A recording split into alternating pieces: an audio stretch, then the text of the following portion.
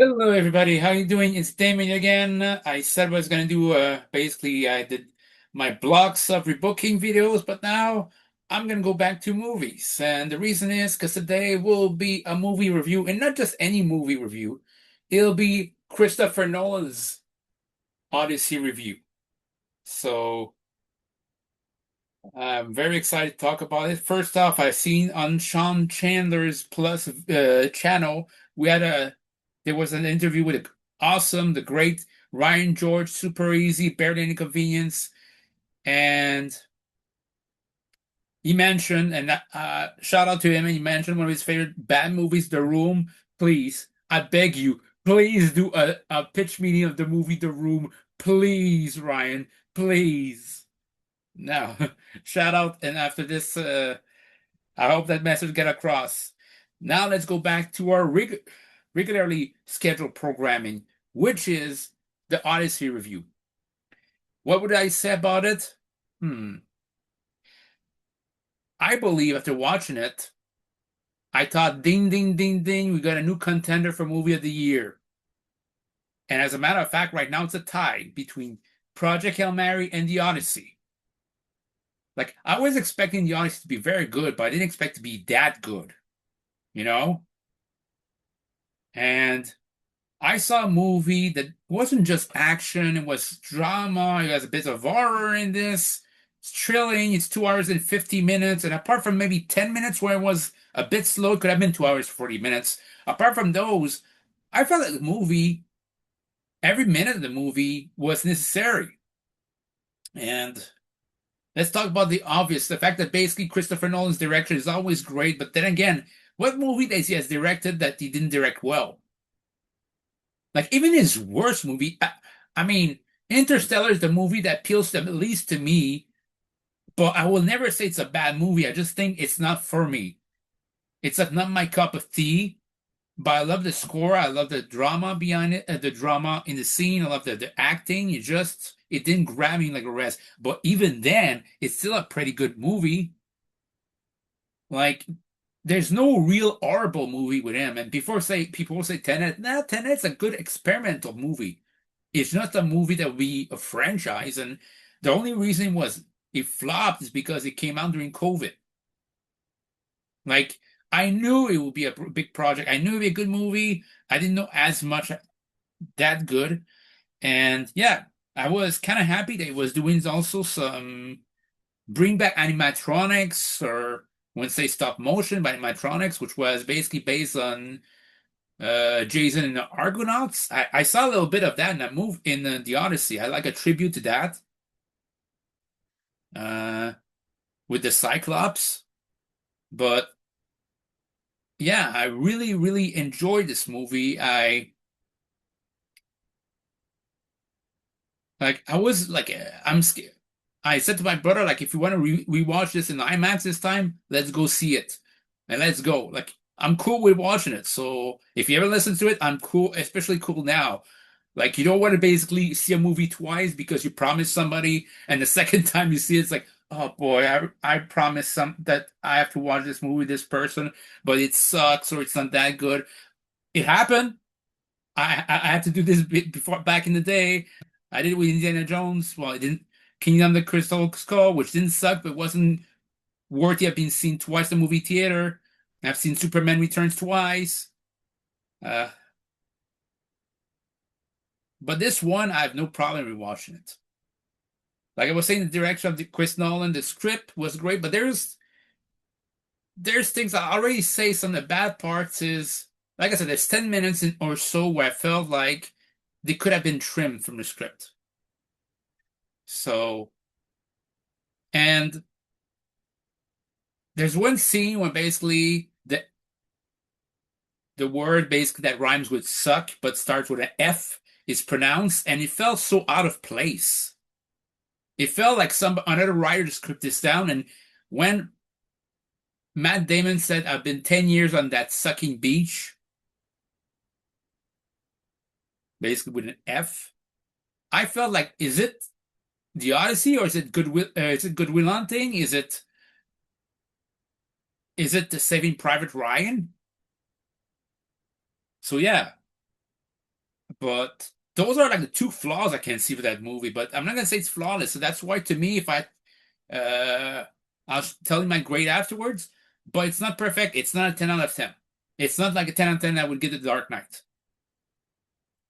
Uh, so yeah, I love basically. There's many scenes in the movie. The Cersei scene actually is very disturbing, but reminded me for some reason of Sleepy Hollow from Tim Burton, or basically it reminded me of the Pee-wee's Big House, Big Adventure scene where Alice Nunn turns around and her face was like very disturbing. It reminded me for some reason of that. Two directors of Batman really creeps you out in terms of basically using practical effects. And I think that's a great thing. They didn't use CGI. Maybe some things they did, but very minimal. And it showed and was very well crafted, well directed. But basically, special effects was great. The score, since they basically tried to, uh, Chris Nolan wanted, I think, to basically to be not basically the usual bombastic scores. That was basically use more instruments, basically of the time. I felt that the score is not. It's still decent for the movie, but I felt like it's at least re-listenable score of a Chris Nolan movie in a while. You know? So let's talk about the performance. Matt Damon, or as Trey Parker would say, Matt Damon. He knocks it out of the park here. And he knocks it out of the park with basically a Greek portrayal of a Greek mythological figure in Odysseus, who basically does everything he can for his man and himself to go back home to Ithaca. And yeah, in the meanwhile, while he's gone for his adventure, basically Queen Penelope is basically pursued by many suitors, including Antonius, played by Robert Pattinson, and yeah, Telemachus, played by Tom Holland. You have Cersei, portrayed by Samantha Morton. You have John Leguizamo in a role that I didn't think he would be so much in the movie. I thought basically he would be like a bit part, and he's not. You have basically Corey Hawkman from Straight Outta Compton, and portraying a role where instead of being Dr. Dre, now he's playing Polybus. He went from a very super cool Dr. Dre to basically an asshole in Polybus. You know, he's like a bully, but like an henchman to Antonius, and Antonius, played by Robert Pattinson, is like a cowardly bully. You have Ida Page playing Sinon. You have Hercules. I'm sorry if I mispronounced the name.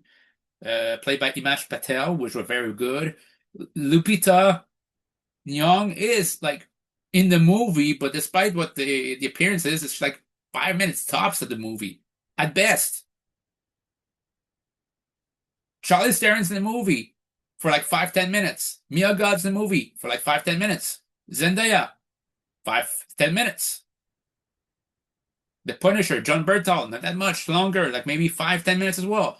Like, there's many stars in the movie, but none of all of them will play a huge role in this.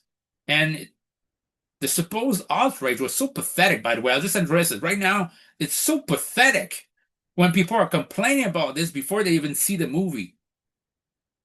And now I bet you they have to eat crow and basically eat their words basically with some, I don't know, with some shut the hell up juice, because the movie's awesome. And even if they did enjoy it, it's not like it was a putrid production. No, it was damn good, damn well crafted. And it's like maybe, you know, it's one thing if you don't like the movie for what it is, that's fine. That's cool. Like I said, it might not have been for you, maybe, but if it's because you didn't enjoy the movie because you didn't enjoy the movie, you thought it was tedious, that's one thing, fine. But if you're complaining about basically other people being included in the movie, seriously, get a life. Okay? It's like I enjoyed this movie for what it was. I enjoyed the fact it was Nolan-like. Basically, it's non-linear, which is always basically one of the trademark of Christopher Nolan. I thought he made it well. So yeah. So now, the heart and the soul of the movie was Telemachus, Tom Holland. And I thought of all the performances, this was the most serviceable. What I mean by this is Tom Holland's always a good actor, but this movie, he basically played the same way. He played Tilly McHugh the same way he played Spider-Man. Not much difference. Robert Pattinson was a sneaky, slimy villain in this one. Was basically of the humans the top villain, and he played it damn well. And I'm surprised he went from Neo from Tenet to this in another Nolan movie. Matt Damon basically went Interstellar. In Interstellar, he was the villain, and now he's the hero. He's finally being the main lead in a Nolan movie. When Anna Way, who becomes now based a thing, well, she's a third time in her career. She's a female lead in a Nolan movie, and again, she's very good. She's very uh, good at switching, basically. Her dialect, if it makes any sense, her dialect's very good, very well spoken. Mia Goth in this movie, but she's not that long the movie, but it's kind of different seeing her from Maxine to this, and a difference in terms of role. Maxine, she basically plays, well, a survivor. Basically, she's badass. And this one, she's just a scheming scumbag. So yeah, Charlize Theron's in there, and let's be honest, I'll just say it and be done with it. Charlize Theron is badass in anything she does. I had to say it. I want Atomic Blonde too. How about that? So she's badass there. I just want to say that and get it crossed there. Uh, Whatever. John Leguizamo, I think, boy, I'm thinking about the fact that it's like nearly 30 years ago he did Super Mario Brothers. Boy, I bet you this he thought to himself, well, the Odyssey pretty much redeemed anything about Super Mario Brothers. He did a lot of good stuff since then, but to me, I just remember Super Mario Brothers. But in the Odyssey, he felt like, you know, if basically Tom Holland's Tim Yakis is the heart and soul of the movie, this guy felt like the guy, the conscious. Odyssey, basically, Odysseus. Matt Damon's character felt like the head of the movie. But the conscience, the guide was John Leguizamo's character. John Bertal was okay, was good in the role, but again, in 5-10 minutes. Lupita was good, was serviceable, 5-10 minutes. Ellen Page, I felt, was a damn pretty good performance too, and I felt like in that role was very well done. And again, at least now she's in a better production than the season 4 of Umbrella Academy. That's for damn sure. I mean, Edith Page is in a better category now than the actor used to be in Umbrella Academy season 4. So yeah. So, and it's not the first time people complain when Elliot Page was cast. Like Elliot Page was basically Christopher Nolan likes to reuse actors anyway. He used Elliot Page as Ariadne in Inception. Now he's using Elliot in Odyssey. What's the problem? That's my question to people. What's the problem there? So yeah. Other things to mention about that movie. I could mention this cast there. I think I basically mentioned the acting was good. The moments were very good. The good moments were very good, like basically the Cersei thing, even just the ship, basically just traveling by ship, it was very thrilling, very suspenseful. The Cyclops thing, the Cersei thing was basically horror-like. And at the end, the action was basically action scene. Action basically felt like he went back into a bit of Batman. It's like it felt like the most action scene I could see since a Batman movie with him. And it felt like a lot of movie genre melting in one. So it's not just an historical epic, it's like an action movie, some comic line, drama, horror, fantasy, all at once. And I highly recommend it. And my final grade for that movie is 9.5 out of 10. It's on par with Project Hail Mary to this. Like two movies based on actual resource, which are basically two books, and two of them are success.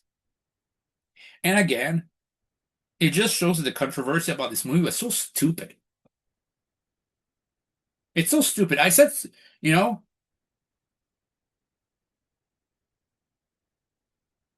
I do remember basically saying about Supergirl that Supergirl was just okay, wasn't great,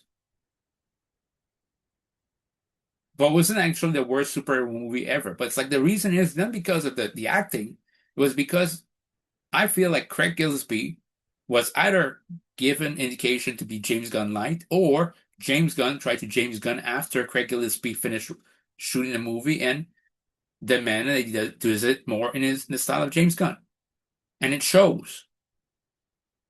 If James Gunn's gonna do his style, that's one thing, but everybody else trying to act like James Gunn doesn't work. This movie was Chris Nolan. And he respected, you could see he had some respect and some love for the Odyssey, and it showed in the movie. So it's a 9.5 out of 10. If you want to watch it, fine. If you don't like it, that's fine. But don't try to ruin the fun for everybody else. So all in all, I'll leave you basically my updated rankings of Christopher Nolan movies. So now I didn't see the following, so that's the only one that's out to get the picture. So of the 12 movies I've seen, 12 will be Interstellar. 11 would be Insomnia. 10 would be Tenet. 9 would be Dunkirk. 8 would be The Prestige. 7 would be Oppenheimer. 6 would be The Odyssey. 5 would be Memento. 4, Batman Begins. 3, Dark Knight Rises. 2, Inception. And of course, number 1 would be The Dark Knight. So let me know what you think about the updated ranks of the Nolan movies, and let me know what you think basically about the Odyssey movie. Please leave your comments down below. I'll catch you guys later. Peace.